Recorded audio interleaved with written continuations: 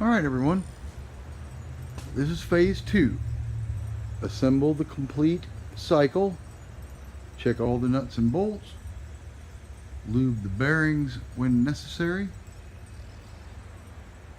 Now we're ready to get our engine kit lined out and see what we have to do on this particular bicycle to make it fit correctly.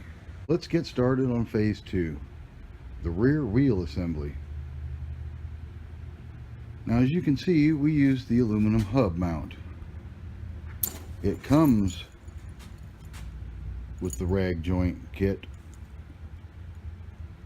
but they're not very good, so we choose not to use them. How they function is, this bushing would go on the inside of the spokes, this bushing would go on the outside of the spokes.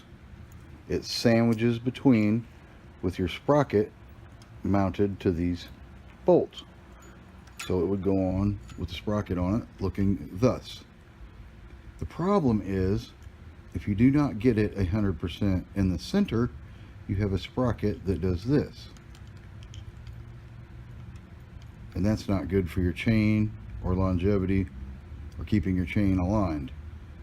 Also, sometimes when you receive them, they're not cut completely flat. They'll be thick on one side, thin on another. What that makes the sprocket do is wobble. So if the sprocket was on the bike as such, instead of turning, it would and that will throw your chain. So I opt on all the coaster brake bikes. Sometimes the rag joint works perfect on a freewheel rim. It will center itself. That's for another video, but it does not work properly on coaster brake bikes.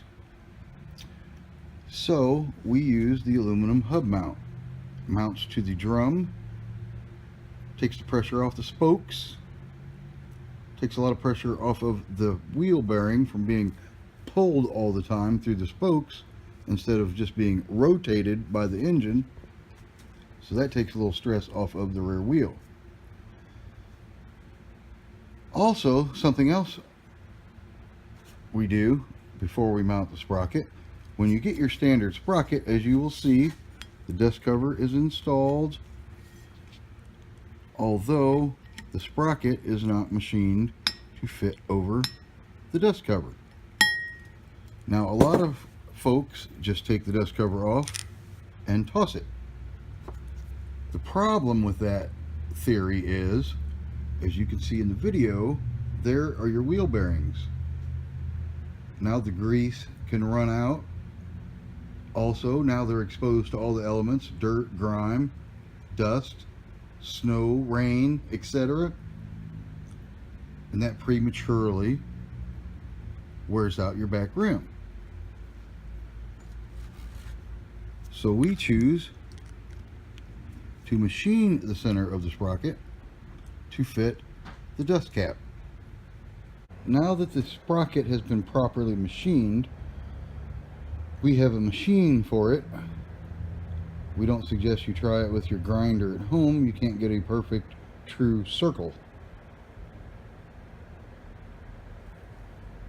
So anyway, now that we've machined the sprocket, the bearing dust cap fits in there, and as you can see, has a little extra room.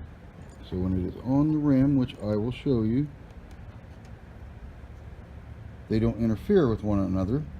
You can keep your dust cap on, which keeps the bearing grease in your bearings, which makes your wheel last a whole lot longer. Now that we have the assembly firmly all tightened together, the hub is tight, the sprocket's tight to the hub, the bearings are greased, the dust cap is installed, we have clearance, as you can see. The brake arm is firmly tight and torqued. And now we're ready to install the rear wheel. Okay, now that we have our assembly put together, the rear wheel is mounted back on the bike. Let's take a look and see what we have.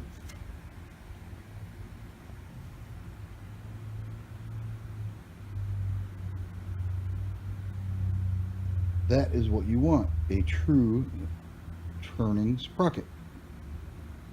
Not one wobbling or going up and down like an egg.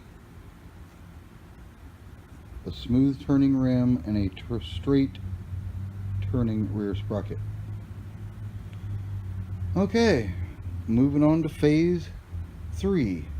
So this brings us to the end of stage 2. We have our wheel assembly assembled, rear sprocket, hub installed.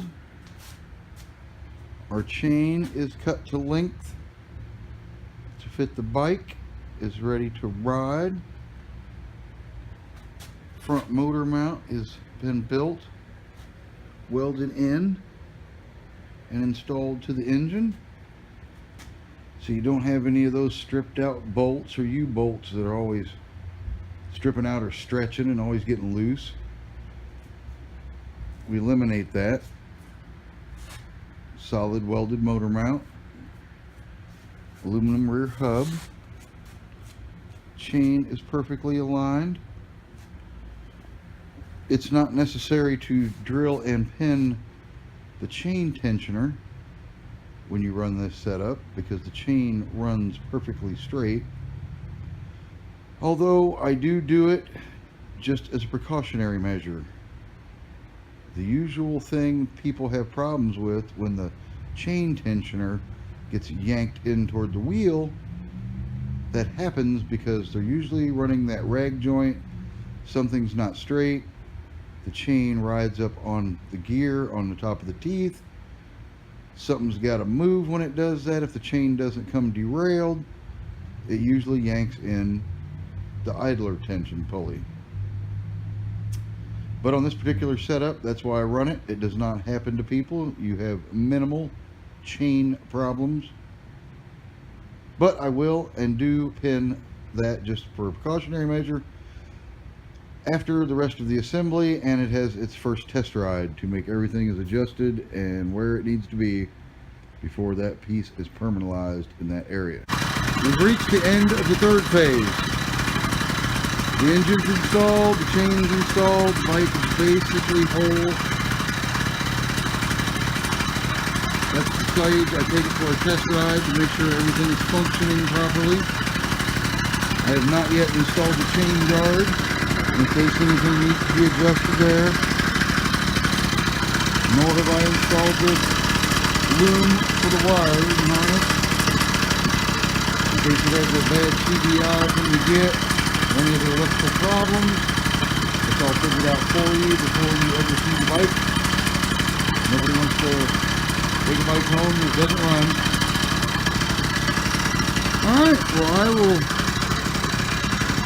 finish with last phase 4, which is pretty much a complete bike ready to sell, which is pretty much this bike right here. Alright, well stay tuned for that final phase.